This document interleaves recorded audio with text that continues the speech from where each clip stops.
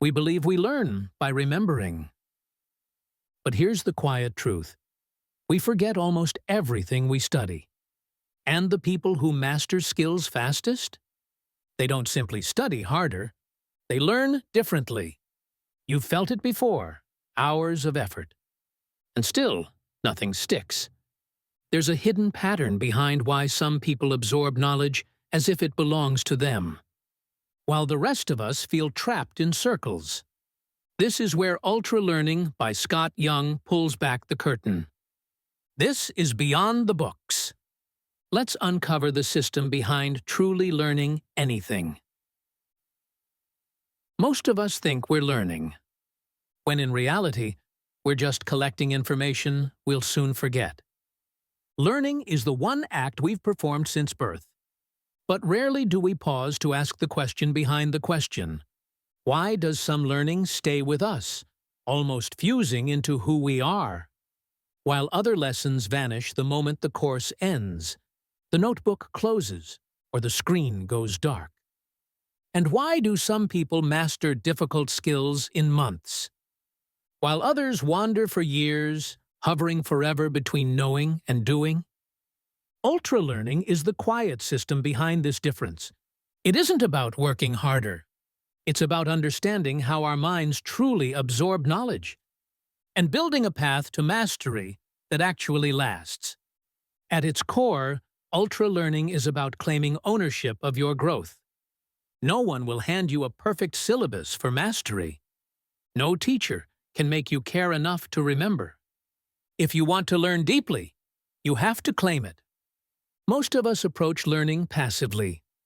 We sign up for courses, watch videos, highlight our books, and feel that small relief, like progress is happening. But this is the trap. Passive learning gives us the comfort of motion, without the reality of change. Consuming knowledge feels productive, but the brain quietly classifies unused information as disposable. Think about the last online course you joined. Maybe a language app, a coding bootcamp, or a photography tutorial. The first few days felt alive with momentum. You clicked through modules, watched demonstrations, maybe even told someone, "I'm learning something new." But a week or two later, if someone put you on the spot, "Speak to me in Spanish. Build me a small app. Show me a photo you've shot and edited into a story," you'd probably hesitate, not because you didn't study, but because consuming isn't mastering. The brain only transforms knowledge into skill, through friction, through doing the thing, awkwardly, imperfectly, repeatedly. This brings us to the first pillar of ultralearning, directness. If you want to master a skill, spend most of your energy in the environment where that skill actually lives. Want to speak a language? Don't just swipe through flashcards. Speak with real people. Fumble, hesitate, feel exposed. Learning design? Stop scrolling through tutorials. Create something real. Put it in front of someone who will see it, judge it, or ignore it. Directness strips away the illusion of progress. It drags you out of the safety of theory and into the productive discomfort of reality. Real learning begins the moment you feel slightly exposed. Here's what most people never see. Your brain doesn't store knowledge like a library stores books. It stores connections, neural patterns. And those patterns only strengthen when they are used. When you merely consume information, scroll it, highlight it, nod along, the pattern is faint, like a footprint in dry sand. One gust of distraction, and it's gone. But when you apply it directly, in real context, with real stakes, the pattern deepens. It becomes a highway instead of a dirt trail. Ultralearners aren't superhuman. They simply learn the way the brain was built to learn, through action, experience, and necessity. The second pillar, focus. Focus is the rarest resource in modern life. Every buzzing notification, every open tab, every self-interruption slices your attention into fragments. And fragmented attention cannot engrave deep learning. Ultra-learning thrives on undisturbed focus, not minutes, hours. Picture learning calculus. 3 quiet, uninterrupted hours. Wrestling with problems until your brain strains will teach you 10 times more than 10 scattered hours, split between study and your phone. But here's the nuance. Focus isn't only about time. It's about living on the edge of your comfort zone. Too easy, and your mind drifts. Too hard, and you shut down. This is the space of deliberate practice. The zone where ultra-learning lives. Deep focus is not comfortable, but it is unforgettable. The third pillar, feedback. Imagine trying to learn archery with the target a mile away and no way to see where your arrows land. You could practice for months, even years, and never improve. This is how most people learn. They practice, but never see where they're missing. Ultra-learners engineer feedback into their process.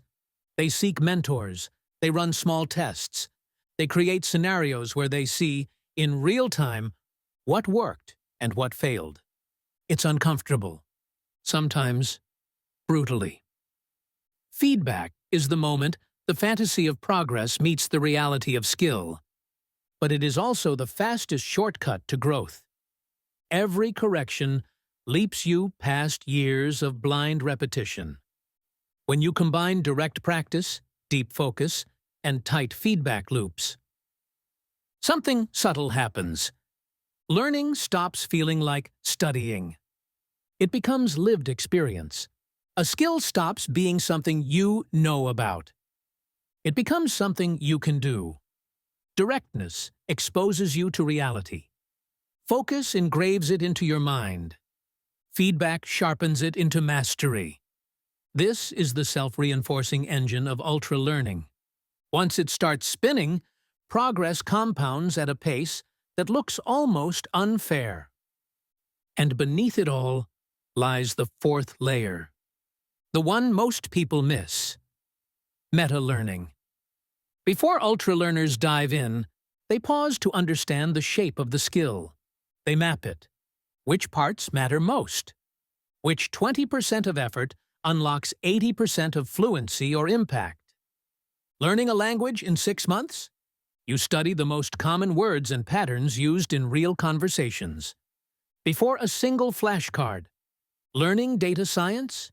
You identify the true pillars: statistics, Python, real datasets. So every hour builds toward practical mastery, instead of scattered trivia. Meta-learning prevents the quiet tragedy of wasted effort.